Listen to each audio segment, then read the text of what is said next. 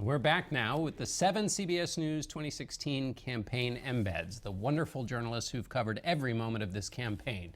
Traveling with the candidates, living on the road, shooting video, and logging every word uttered. These 7 chronicled the highs and lows of the 2016 campaign and everything in between. Sopan Deb covered Donald Trump. Hannah Fraser-Chanpong was with the Clinton campaign. Erica Brown followed Senator Tim Kaine, Chris Christie, and John Kasich. Jackie Alemany was based in New Hampshire and then Ohio. Kylie Atwood was based in Iowa during the primaries and also covered Senator Bernie Sanders. Sean Gallitz was embedded with Senator Marco Rubio and then covered the battleground state of North Carolina. And Alan He covered Governor Mike Pence and Jeb Bush. And we are all in your debt, and we are all incredibly grateful for all of the work you did.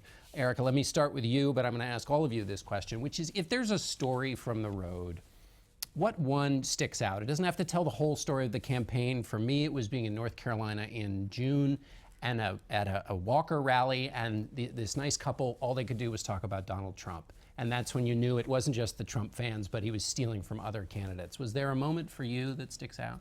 There was a moment, and it was a personal moment.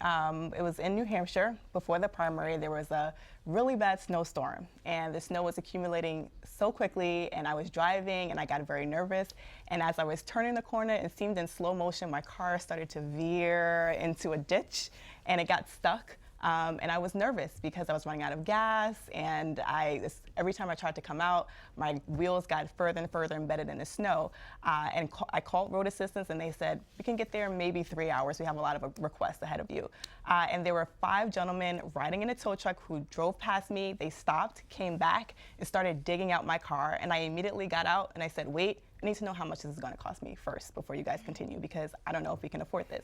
And they said, you know, the cost is for you to do something nice for someone else. And to me, that was the kindest display that I've had on the trail. And it was so indicative of life on the trail for me. Sometimes being nervous, getting in a situation where I'm stuck, and having whether it's my CBS colleagues or other embed friends help me and just moving on to the next stop. That's a great story. Hannah? I think one thing that I'll remember is after Hillary Clinton did SNL, and she played this character named Val, who was a bartender, and Kate McKinnon played her. And it was funny to me, and I think it was funny to people watching her, but we were in Iowa the day afterward, and what I noticed is there were all these people who started showing up with signs that said Val for president. They brought pictures of her as Val for Hillary to sign. It was just like a really funny day where everybody wanted to talk about SNL, and it was a fun day. Sopan?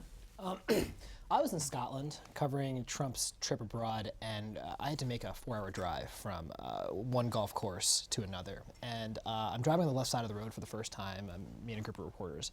And it was the first time that I'd ever done that, and it's a little bit of a jarring experience. And I struggled, and kind of because your depth perception is all off. And 4 hours into the ride, right as we're near the finish line, I finally see what I've expected to see this whole time, which is flashing lights. And so I get pulled over, and my immediate thought is, well, that took way too long. But anyway, the guy goes, where are you from? Oh, we're from the States. You must be here for Trump. Absolutely.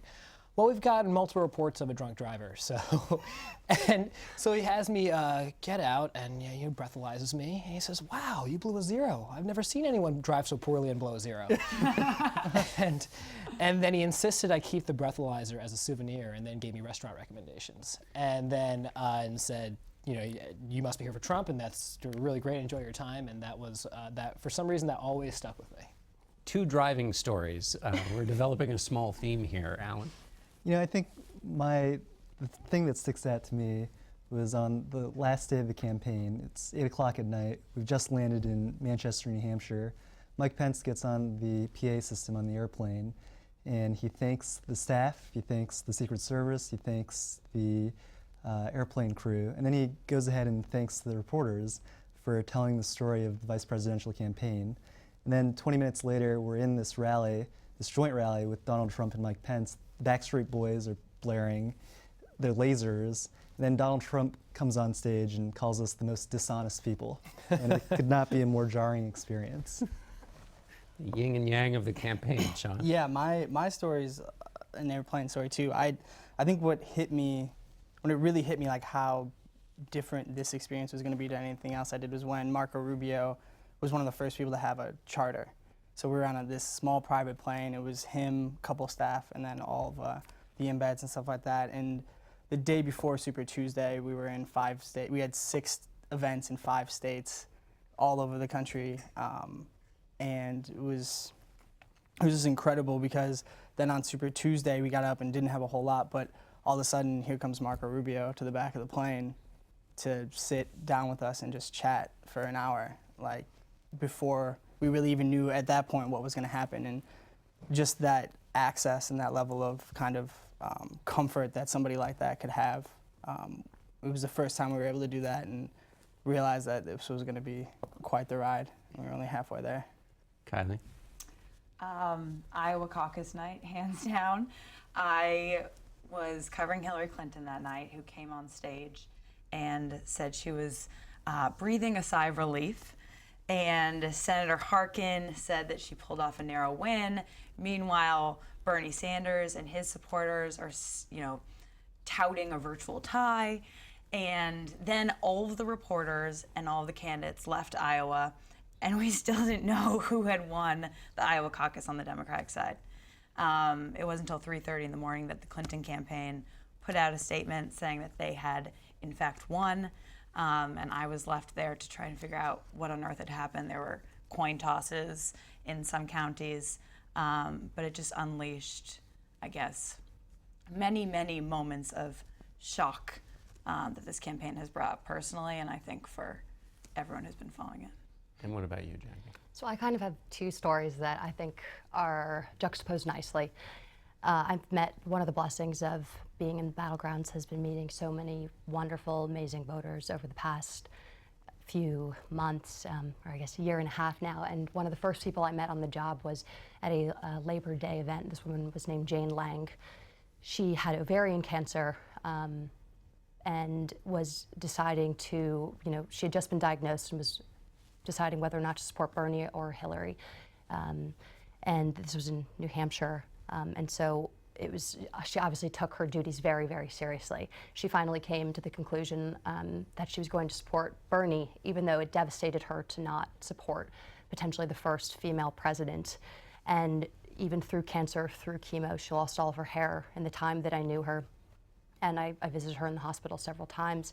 And she still worked to elect Bernie, and she made it through the primary, saw him win New Hampshire, and then died shortly thereafter. But she was a really special person, and I wish I'd listened to her a little more closely in retrospect, because the first week I spent in Ohio, actually, I was in Struthers, Ohio, the Youngstown, Mahoning area, and I was hard-pressed to find a single person who had something nice to say about Hillary Clinton or was supporting her. And meanwhile, this was an area that Obama won by almost 30 points. So, in retrospect, sort of as political journalists, I feel like we've been conditioned to listen to data and polling. And I think, in retrospect, my fidelity to that sort of blunted what voters were telling me on a daily basis. Who else has a story about America from, you've spent so much time with the candidates, but also, out in the country. What did you learn about this country, about who the voters are? Hannah, we'll start with you, but anybody jump in. I think sort of jumping off of what Jackie said, I think that most of the people who I met covering Hillary Clinton at her events were true believers, and they loved her. They had been following her career, and they sort of universally told me that they felt she was the most experienced candidate, and that they felt like that experience is what they were going to vote for. But there were moments on the campaign trail where she met voters who weren't going to support her, or who were not sure if they wanted to. When we went to West Virginia, she had a very memorable exchange with a man who worked in a coal mine, and he had lost his job. And I remember when we pulled up to that event, there were a lot of Trump supporters outside who were protesting. It was raining, but they were still out there. They were waiting for her, and they were angry. And when we were inside, this man told her, I represent those people outside, and I'm not sure how you can come here and tell us that you're going to be our friend. And it was just a really telling moment that I think really held up in the end. And so it was something I'll remember. Sopan, you were in some pretty rough stadiums from time to time covering Donald Trump. What always struck me about Trump rallies was they weren't rallies as much as they were concerts. You know, he'd come on stage, you'd be in these amphitheaters, and and it doesn't matter what venue, he'd always start out by saying, wow, look at this crowd, it's record setting, and it doesn't matter whether we were in a coffee shop or not, he said there are thousands of people outside waiting to get in. And, he'd have these greatest hits. He would say, we're gonna build a wall. And it would be like Springsteen hitting the opening notes of Born to Run. And it would be, there's such a different feel. You'd be at these rallies and you'd people dressed up in costume, people dressed up like Trump, and he's bringing people on stage dressed like Trump. And it was such a festival. It's kind of almost like a carnival at some point. But in terms of the people, what always struck me was there almost was I felt like Trump supporters really wanted change, but a change back, not a change forward, which is kind of the, make America great again, right? And so I always felt, there was a fear of the change that was happening in the country already, and they wanted to change it back. And that's the general sense I got from Trump supporters, which was a really fascinating dichotomy. Yeah. Erica, what about you? You were on the road with Kasich for a while, right? He had a little something going in New Hampshire. Yeah, and that's what I think made part of the election outcome so surprising, to see so many Republicans ultimately coalesce behind Trump, because the people who turned out for Kasich and Cruz and Christie, they wanted change, but they were looking for someone who had experience. They wanted someone who could affect change in Washington and gridlock, but have experience, whether it be running the state government, whether it be in Congress. But having some familiarity with how Washington worked. So I found it striking that in the end, Donald Trump was able to have so many Republicans ultimately coalesce behind him, when it seemed like out of 16 candidates, almost everyone whom I covered on the Republican side, their supporters were looking for someone to affect change, but with experience, someone who had the temperament, someone who would be able to deal with so many of the unpredictable things that crosses a president's desk at a moment's notice. And one of the things that made them fearful about Donald Trump is how unpredictable he was, his spontaneity, and they feared whether or not he would have the temperament and the calm to be able to effectively run the country. Alan, were the Pence rallies like what you were seeing the Trump rallies looked like, or were they sort of your more garden variety type political rally? Yeah, I'd compare those rallies to the primary. The crowds were much smaller. They were more polite. Mike Pence would, do his spiel about media bias, but he would never call out individual reporters. He would never turn the crowd against the media. It was much more calm and just like a standard Republican rally. Sean, what did you learn? I think one of the things I liked, I was just reflecting on listening to everybody else's stories, is that I covered a bunch of different people a bunch of different times. Rubio was obviously my kind of biggest chunk on one candidate, but what I remember and what I enjoy now is that I have met so many different voters in different states, and you give them your business card and you say, hey, like, if you see anything, see something, say something, email me, let me know what's going on. And it's funny how many people actually did. Yeah. I kind of had my own little network of people on the ground. Some people were more obviously ambitious than others, and there were just different primary nights where they'd be giving me their lines out the door here at my local precinct, all that kind of stuff. And there was a lot of skepticism, I think, of the press. Obviously, we've seen that. At different events and things like that, sometimes we get yelled at, or people would say bad things about us, but there was also a ton of empathy. Yeah. I met a lot of people who were like, I can't believe you're doing this job. Like, when's the last time you saw your mom? Do you need a home cooked meal? Yes. Stuff like that. Yeah. People could understand what we were doing and the sacrifice we were making to help bring the story. I still have those people from 1996 when we didn't have email, we used phones. It was, Kylie, tell me about Iowa, Florida. What did you come away with just a general view of the way people out in the country, not the candidates, but the electorate? I think for me, as I talked to people at the different candidate events, it was clear that Americans take politics very personally. And I guess that was just that was something that was new as a reporter who had covered politics, more Washington-centric politics, if you will. But talking to people was my favorite part of this job, because they have stories they want to tell you. And especially in a place like Iowa, Like where what story do they want to tell you? Okay, so I met up with one Clinton supporter in Florida. His name was Javier Nava, and he was injured in the Orlando Pulse nightclub shooting. And he still has the bullet in him. He's an illegal immigrant. He cannot vote.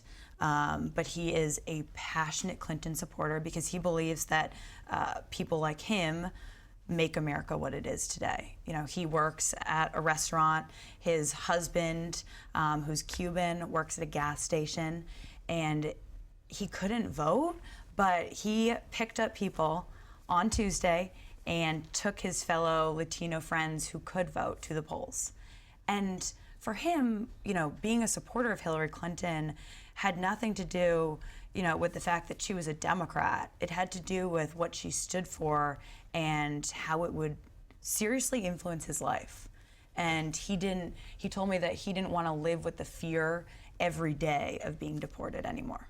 Jackie, you, as one of the embeds who covered a state, you had to do Democrats, Republicans, maybe sometimes even right after each other. Did you feel like you were in two different worlds, or there were commonalities between the two that get kind of obscured by the way that we talk about things in politics? There were definitely commonalities between the two.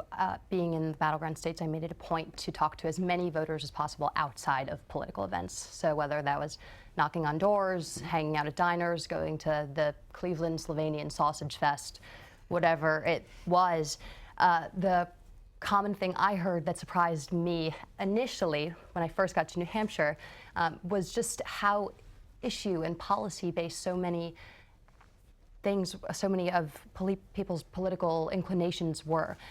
In New Hampshire and Ohio, as we all know, the heroin epidemic has really affected the majority of voters there in one way or the other. And it was a big topic during the primary, and people were so heartened to see it talked about so frequently. It was probably one of the biggest viral moments of the election. And it's something that totally disappeared from discourse. And in Ohio especially, it's why I think Senator Rob Portman was able to win by such a big margin against Ted Strickland, because he made, you know, getting increased funding for the substance abuse disorder epidemic a big mantle of his, legislation, and that was, so there were like a lot of common issues that people shared. Right. And some formed. It was amazing to see people form two different opinions though from that same issue. Did anybody else find an issue where you it kind of popped up out of nowhere and talking to people that you might not have otherwise heard about because it wasn't being covered in the national press, or that was just coming up in conversation? Well, I would say the thing about Trump supporters is that they're not ideological. They were not concerned with the nitty-gritty of policy. They were there for the man. They thought he's going to change things because he's Trump. He's going to fix things because he's Trump, and he's done it before. And look at Trump Tower.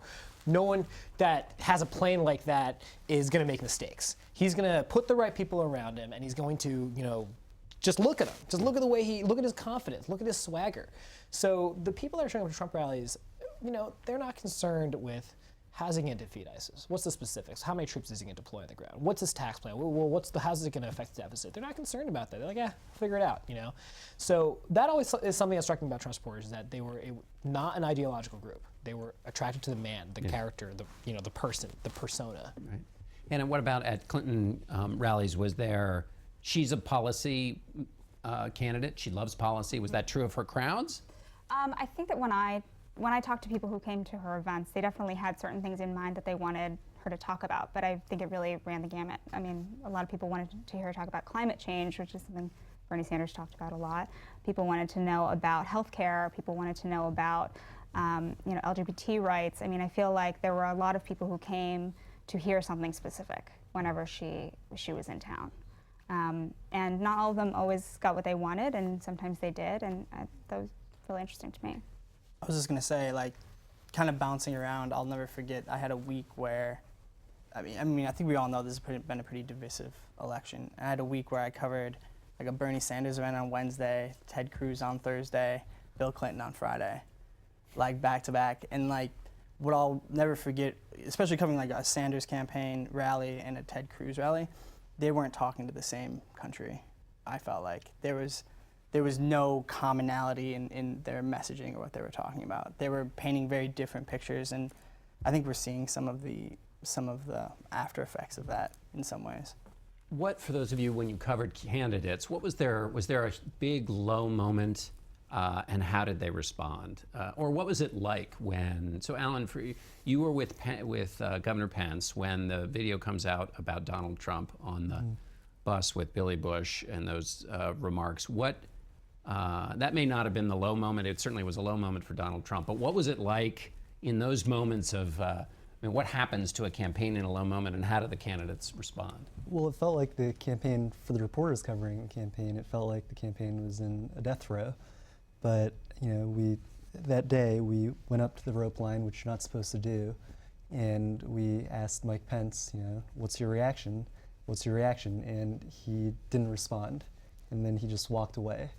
And that, followed into the next, the weekend, and he was just holed up in his mansion, presumably talking with his aides and his wife. And then the day after that, we followed him to a fundraiser. His aides let us on the campaign plane. We flew to Rhode Island, and we shouted questions, and we didn't hear back. And then the next Monday, I think, the press corps, which was only 6 or 7 people originally, grew to 20 people because they thought the campaign was over. Yeah. And Hannah, what was it like when the Comey letter came out? I was just about to bring that up.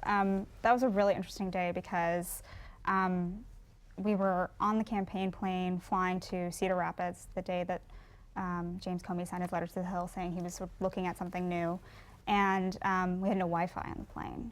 And we had just finished, all the reporters had just finished talking with Clinton's campaign, her communications director, and her campaign manager, who was on the plane that day, which is not something that happened every day. So it was sort of like it was a thing. We got to talk to Robbie, and we were all talking about totally different topics. And then suddenly a reporter who somehow got a tweet or something came up on his phone, and he was like, have you seen this? And all the campaign aides sort of disappear and into their cabin and consult about it. And when we landed, it was sort of unclear whether or not the candidate knew that this was happening. And what was so amazing about that day is that there was this big news, and we didn't really know at that time how big or how small it was, but the day sort of carried on like it was a completely normal day. We went to the event. Hillary Clinton did the event. She didn't mention it at all. And we went on to the next stop. And it was just, the day was going on without any sort of change. And then by the end of the day, they decided to respond, and they responded pretty forcefully to Comey. And she had a little press conference, and which was followed by press calls and press releases and all this. But it was a really sort of weird day. Sometimes those low moments are kind of cathartic. I spent 4 or 5 months with Ted Cruz, and I remember on the day of the Indiana primary, I think they knew that they were going to lose, and Ted Cruz unleashed on Donald Trump and spoke from his heart and called Donald Trump amoral, among other things. And sometimes you just have to get it out. Yes. And now that he's the president, Senator Cruz, no doubt, will be trying to put it back in. What's amazing to me, speaking of the low moments, though, what was amazing to me amongst Trump supporters was that there were never any low moments, despite the media narrative. Yeah, that's right. I went to a watch party in Parma hosted by a group of Trump supporters after the lewd tape had come out, the Access Hollywood tape, and people were cheering and hooting and hollering the entire time and walked away. This Donald Trump blew us away. He won, hands down. That was it. It was a completely different narrative, and I don't think Trump supporters lost faith once throughout this whole thing. No, and the most shocking moment for me on the campaign trail was before a debate. I was along with the pool reporters. We're told you're going to get a 5-minute photo op with Trump preparing for the debate, and we've been waiting, and we're not even like, oh great, it's just going to be a spray or whatever it is, and then we walk in, and my jaw just drops. It's There's a Trump. picture of it. I've seen that picture. Your face. It's Trump with Clinton accusers of alleged sexual misconduct. And you see, I'm on the live stream. Donald Trump is live streaming the reaction of the reporters as they're walking in. You could see me kind of walk in and go. And it was truly one of the most shocking moments of the campaign, or probably that I've ever seen. Not more shocking than getting arrested? Uh, Tell us that story briefly. Oh man, it was March 11th. Like so long. Yeah, it does feel like Yeah. it does feel like ages ago. I was covering a Trump rally. Well, it was supposed to be a Trump rally in Chicago on March 11th, and Chicago was always going to be a tough thing for Trump. There were a lot of protests around the country at the time, but Chicago, there were already protests in the works for days and days and days. And we walked into the rally. It already felt different. There were hundreds and hundreds of protesters already in this college gymnasium, and they're already like physical scuffles breaking out. It felt different than other times when there were large amount of protesters. There were hundreds and hundreds of protesters outside packing the streets, and the aerials were really something else. And eventually, an announcement comes over the loudspeaker. Donald Trump is canceling the rally due to security concerns, and pandemonium breaks loose. And so there are fights breaking out, and Trump supporters going after protesters, and protesters going after Trump supporters. I've never seen anything like it. So I'm outside. I'm shooting protesters, and out of nowhere, I just get grabbed by the back of the hood, and I get thrown to the ground. And before I know it, I have cuffs on. I'm identifying myself as press, as politely as I possibly can, given the situation. And eventually, I found myself in a police van for a little while before I was released. Erica, we were talking about surprises. Was there a moment that in this campaign that was totally surprising to you? I think the moment I got to play skee ball with Ben Carson was surprising. And how is he as a skee ball player? I beat him by 3,000 points. Is that a lot or a little in skee ball? That's in between, medium. Because Dr. Carson wasn't the most accessible in terms of getting beneath the surface. He would hold gaggles often, but we never quite knew what it would be like around him off of the campaign trail, just to kind of get a sense of how he was as a person. So he hosts this campaign rally in Fort Dodge, Iowa. It's in an actual arcade. They kind of restructure the indoor skating rink to host a rally. And as we're walking out, ABC Embed and I are like, we have to get him to play a game with us. We're in the arcade. He has to walk through the arcade. We have to get him. And surprisingly, he agreed. And he played with both of us 2 rounds, and it was fun. He enjoyed it. We enjoyed it. And it was just a light moment to see a candidate who was just so focused on national security and focused on alleviating the deficit, and to have a light moment with him and to see him kind of relax and have fun. It was shocking, because of all of the candidates that I covered, Carson was the person that I at least expect to do that or to have that experience with, but it was fun, it was interesting. Who else has got one more before the last round of question here? Any other this is your last chance, guys, to empty the Surprises? notebook of the I'm oddball. surprised how much wine is served on these press planes. The Pence press plane was completely dry. We'd have to bring our own. I do have one. To Erica's point, and Sean talked about having Marco Rubio in the back of the plane, and Erica talked about playing skee ball. When I first started this job, I pictured this similar interactions with candidates. I never got to know Donald Trump. I covered him since pretty much the beginning of his candidacy. A lot of his surrogates talk about, there's this Donald Trump, this is private Donald Trump, this charming, disarming guy that is not the combative person they see at rallies and in interviews. I only saw the combative person, because he never gave us any access, he never talked to us, he never, I'd be surprised if he knew the names of anybody in his traveling press, so I never got to know that He side. called a few of them out from the podium, so. Well, I was one of them. So, but I just never got to know the guy, which is surprising, because considering how much brain space I've dedicated to him over the last year and a half, I never got to know the guy. I had a really striking moment when the campaign, toward the end, put out this video that sort of traces the life of the campaign from the moment she put out the video that she was going to run to sort of close to the end of the race, and there's a shot in there of Hillary Clinton asleep, or seemingly asleep, like on Bill Clinton's shoulder on a plane, and this video like rocked my world. I was like, because for someone who has spent every waking moment tracking a candidate, like what are they doing now? What are they doing now? Where are they? I had never seen that, and it was like, whoa.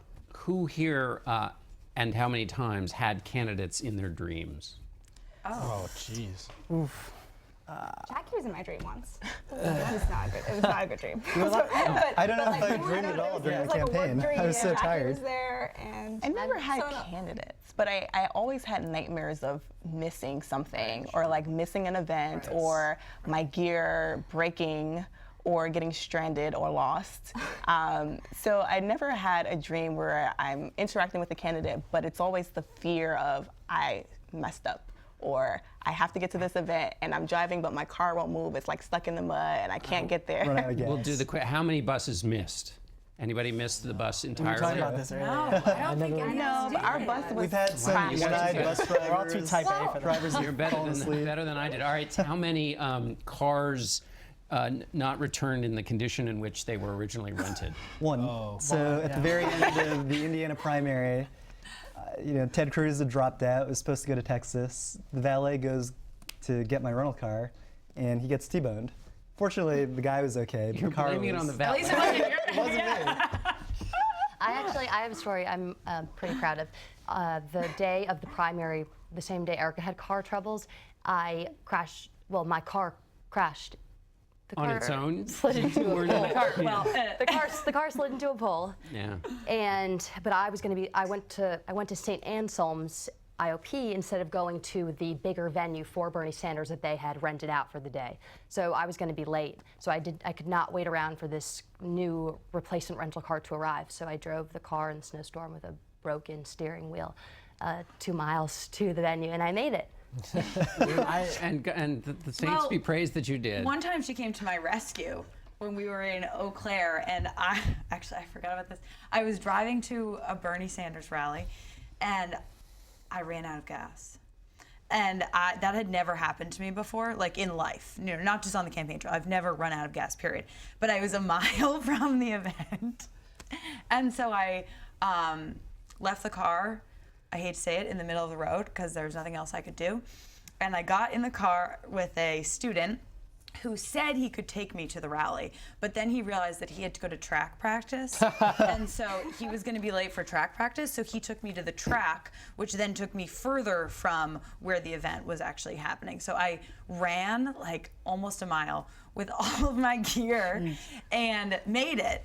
Nonetheless, I got there and it was obviously right before the doors are about to close, and the local police are like, "You can't come in," and I'm like, "No, I'm coming in." Like, has he started? And they're like, "No," and I'm like, "Yeah." Then let me make some calls. Let me, call my Bernie friends, and they'll let me in. So I got in, and then Jackie ended up being in the same town that day, and luckily saved my butt and helped me go to the location where I'd left the car, which obviously had been towed because it was in the middle of the road. And we picked up my car and, paid for it and went on our merry way. I drove into a ditch. Really? Yeah. Sure. Stranded car or? No, a very friendly passerby in South Carolina came by with a tow and had to drag me out of a ditch. Which was, I think it's a metaphor for something. I'm just not sure what. I'm not gonna. It means years of prosperity. The final question is this, and Erica, I'm going to start with you, and we'll go around the circle. Why would anybody want to be an embed?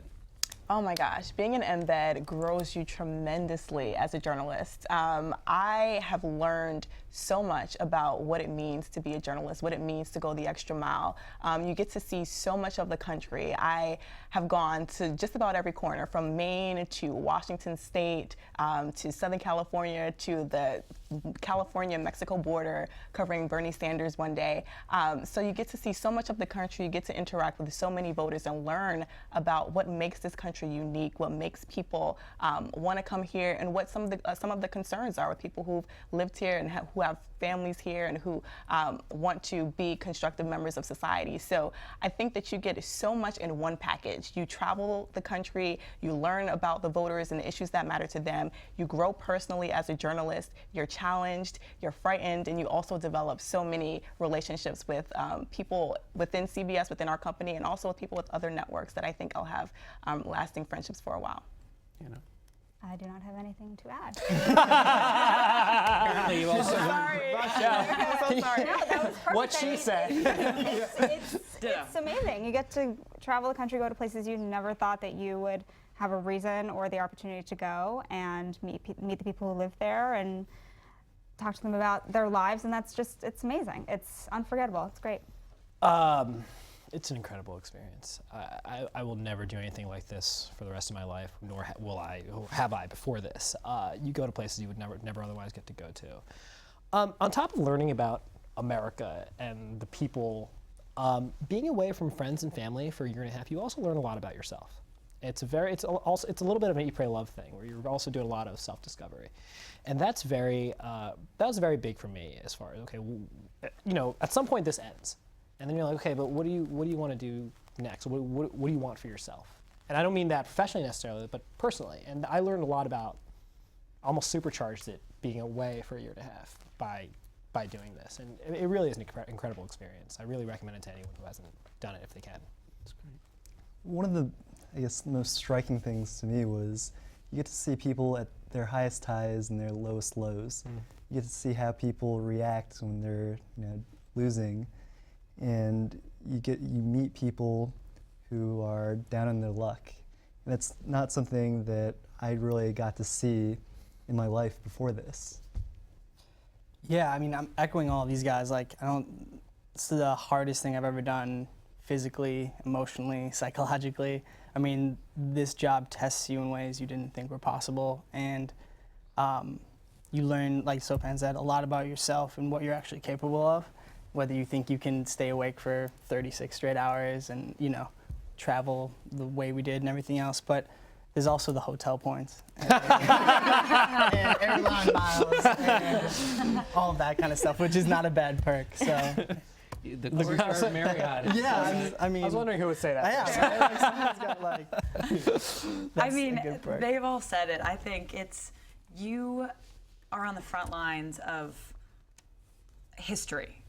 In the most beautiful way. I mean, you see it, you eat it, you live it, you breathe it. I mean, I never thought that I would have such an understanding of the fabric of America and how diverse it is. And we hear that all the time. But to be able to see that and tell those stories and be immersed in it, be immersed in it in a way that we're not when we're living completely here, And it's a challenge. I mean, it's one of the biggest burdens and opportunities that I've ever come across in my entire life. And do I want to sign up tomorrow to do the next one? I don't know. I don't know if any of us do. I don't know if you learned this, but in America we have elections every 4 years, so you don't have to sign up tomorrow. Thank you. Midterms. Yeah. But it was the best experience I've ever had. Jackie? Yeah, I think it's opened up my world in ways that I don't think would have ever been possible, especially living in New Hampshire and Ohio. And I met people every day who inspired me, whether they were high on their luck or down on their luck. They touched me in some way, and I'll never forget all of the stories of everyone I've met along the way. Well, as somebody who read all of your work and profited from it, and also somebody who once did what you do, I couldn't have done it half as well as you all did, and we are incredibly grateful for your energy, for what you taught us, and for that fact that you reminded us that there is joy in covering these races and in this incredible American experience that is an election. There was not a lot of joy at times in this campaign, and so thanks for bringing some of it back into our lives. Thanks. Thank you.